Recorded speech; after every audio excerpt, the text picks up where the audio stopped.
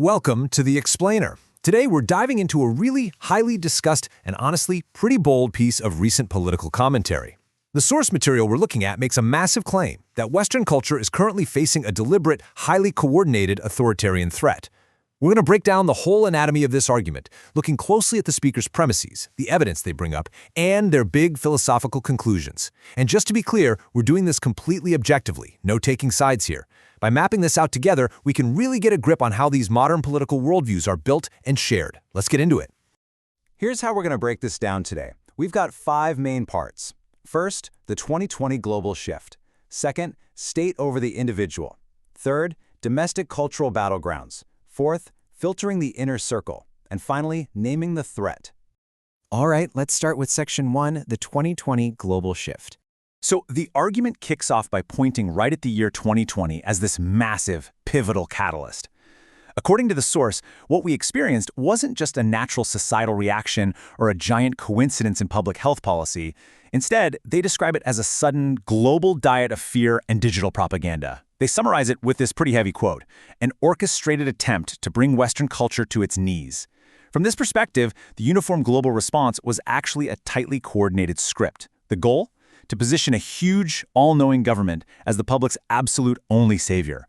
Whether you were in London, New York, or Sydney, this framework argues the messaging was completely identical. Basically, trade your freedom for safety.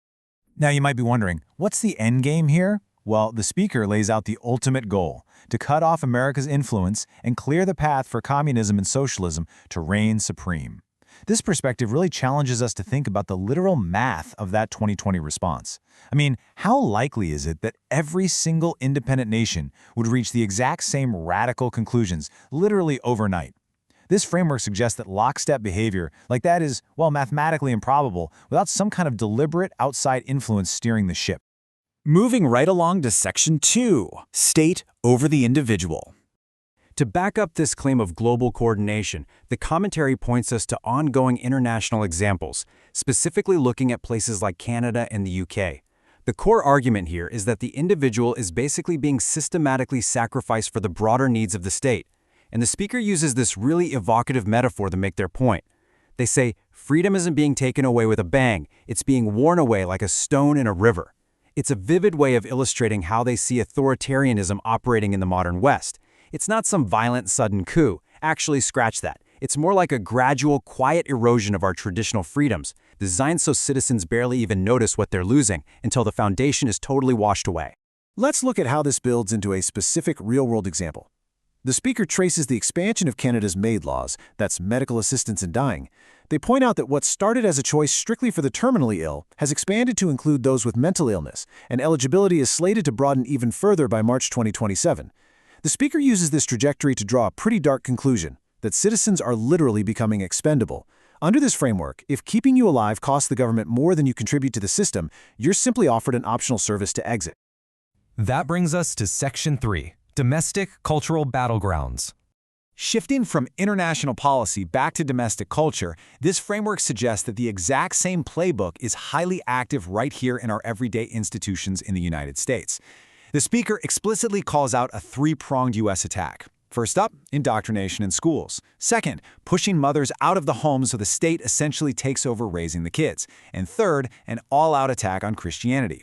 According to this worldview, you shouldn't see these as just isolated cultural shifts or, natural societal evolution. Nope, they are viewed as deliberate, calculated strategies designed to dismantle the traditional family unit and make the state the absolute primary authority in a citizen's life.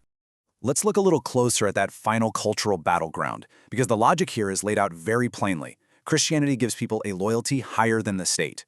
Now, what's really fascinating about this framing is how religious friction is viewed. It's not treated as a standard theological debate at all. Instead, it's viewed entirely as a strategic government maneuver to eliminate any competing loyalties. The underlying premise is straightforward. If your highest loyalty is to God, it literally cannot be to the government. So the state naturally has to undermine that belief system to gain total control. Okay, moving on to Section 4, filtering the inner circle.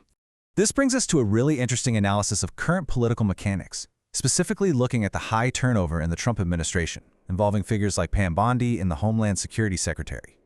Normally, when we see this kind of rapid departure, mainstream perspectives frame it as chaos, right? Just weakness and disorganization. But this worldview flips that narrative completely on its head. Side A says high turnover equals chaos. Side B, the speaker's side, says high turnover actually equals a strategic filter against moles. It's a total paradigm shift in how we interpret the daily political news cycle. To back up this perspective, the argument claims that communist regimes notoriously use moles and spies to destabilize things from the inside out.